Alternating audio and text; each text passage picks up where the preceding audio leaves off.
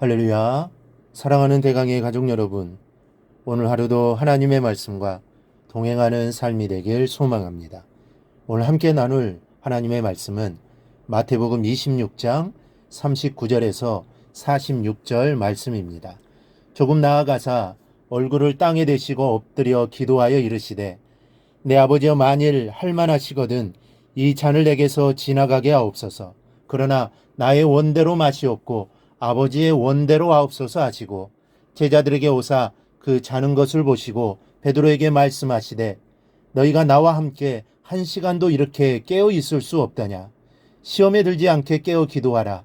마음에는 원이로되 육신이 약하도다 하시고, 다시 두 번째 나아가 기도하여 이르시되, 내 아버지여, 만일 내가 마시지 않고는 이 잔이 내게서 지나갈 수 없거든 아버지의 원대로 되기를 원하나이다 하시고, 다시 오사 보신즉 그들이 자니 이는 그들의 눈이 피곤함일러라.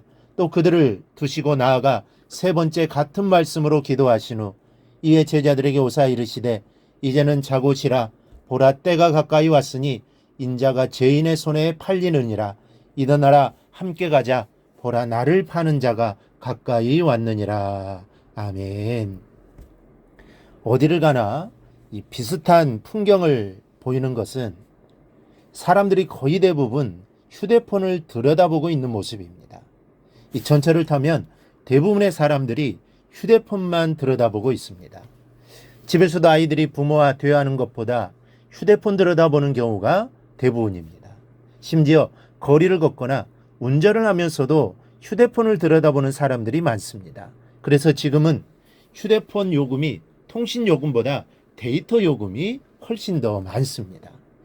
이렇게 사람들이 전부 개인 휴대폰을 가지고 있기 때문에 이동통신회사들의 경쟁이 뜨거워 그 광고전이 전쟁을 방불케 합니다. 그런데 광고의 내용은 달라도 주장은 같습니다. 우리 것이 빠르다는 겁니다. 더구나 이제는 5G가 시작되어서 통신혁명이 이루어질 거라고 합니다. 생활 전반에서 휴대폰 하나면 다 해결이 되는 시대가 되었습니다. 우리의 기도가 바로 이 개인 휴대폰과 같습니다.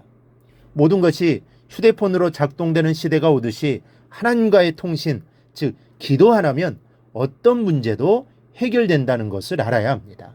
우리의 기도는 하나님과의 휴대통신입니다. 그러니 믿음 생활하면서 기도를 소홀히 여기면 안 됩니다. 예수님이 세상에 계실 때 말 그대로 때와 장소를 가리지 않고 기도로 사셨습니다. 기도할 제목이 있으시면 새벽도 좋고 밤중도 좋았습니다. 산도 좋고 광야도 좋았습니다. 언제든지 기도의 자리로 가셨고 기도하셨습니다. 사실 주님은 기도하실 필요가 없으십니다. 기도의 대상은 하나님이신데 주님이 하나님이시니 기도할 필요가 없는 것입니다. 그래도 주님은 늘 기도로 살았습니다. 그 이유는 우리에게 기도의 본을 보이시기 위함입니다. 내가 기도하니 너희도 기도하라는 것입니다. 기도로 모든 문제를 해결하라는 것입니다. 기도로 승리하라는 것입니다. 이 본문은 주님의 마지막 기도요, 자신의 일생일대의 사명을 앞에 둔 마지막 기도의 기록입니다. 그래서 중요합니다. 이 기도 속에서 우리는 주님의 기도를 배워야겠습니다. 첫째는 겟세마네 기도는 주님의 인간적 고통을 그대로 토해내는 기도였습니다. 겟세마네에서 기도하실 때 주님의 심정은 죽을 정도로 심히 고민스럽고 슬프셨습니다. 자신의 고난과 죽음을 환히 꿰뚫어 알고 계셨기 때문입니다. 주님은 신성과 인성을 함께 가지고 계셨기 때문에 세상살이와 십자가의 고난을 견디시기가 더 수월했을 것이라고 생각이 되기도 합니다. 그러나 그것은 오산입니다. 오히려 더 힘드신 때가 많으셨습니다. 이 고통과 죽음은 모르고 겪는 것이 더 낫습니다. 미리 알고 겪는 것은 사람을 지레 죽게 합니다.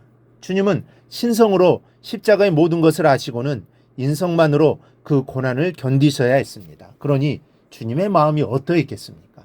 아마 말이 아니었을 것입니다. 말로 표현할 수도 없었을 것입니다. 그리고 그 심정이 기도 속에도 그대로 나타납니다. 내 아버지여, 만일 할만하시거든 이 잔을 내게서 지나가게 하옵소서. 할 수만 있다면 피하고 싶으셨던 것입니다. 주님은 그런 인간적인 고통과 심정을 숨기지 않으셨습니다. 그대로 그것을 토로하셨습니다. 기도는 그런 것입니다. 기도는 우선은 나의 모습 그대로를 가지고 나와 그대로 토해놓는 것입니다. 숨겨서는 안 됩니다. 숨길 수도 없지만 나의 문제를 있는 그대로 하나님께 아뢰는 거, 이게 바로 기도입니다. 둘째는 자신의 운명에 대한 모든 고난을 전폭적으로 의뢰하는 기도였습니다.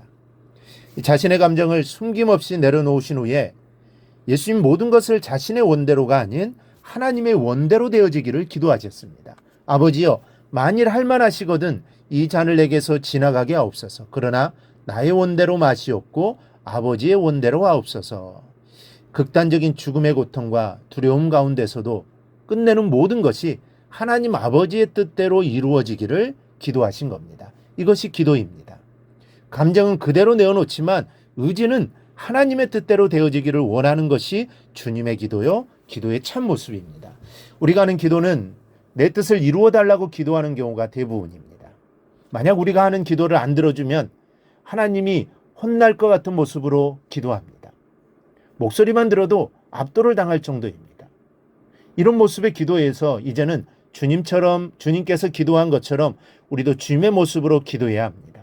모든 문제를 하나님께 맡기고 하나님의 뜻이 이루어지기를 위해서 기도해야 합니다. 셋째는 주님의 기도는 3-4번의 기도입니다. 이 같은 기도를 3번씩이나 하셨습니다. 그러나 3번을 반복했다고 중언부언하는 기도가 아닙니다.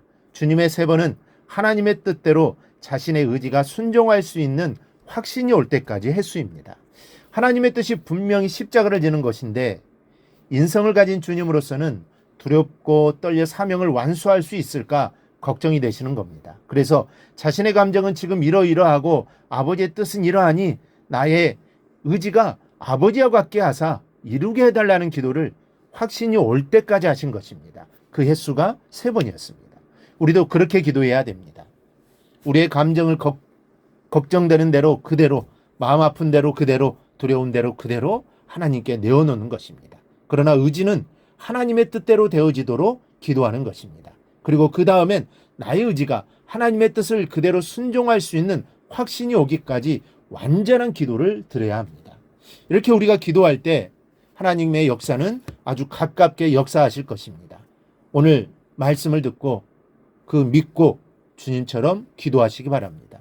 모든 걸 주님께 다 맡겨버리고 기도하시기 바랍니다. 그리하여 기도로 승리하는 예수의 사람들이 되시기를 주님의 이름으로 축원합니다. 오늘 묵상한 말씀을 굳게 잡고 삶으로 실천하며 살아내는 대강의 모든 성도들이 되기를 축복합니다.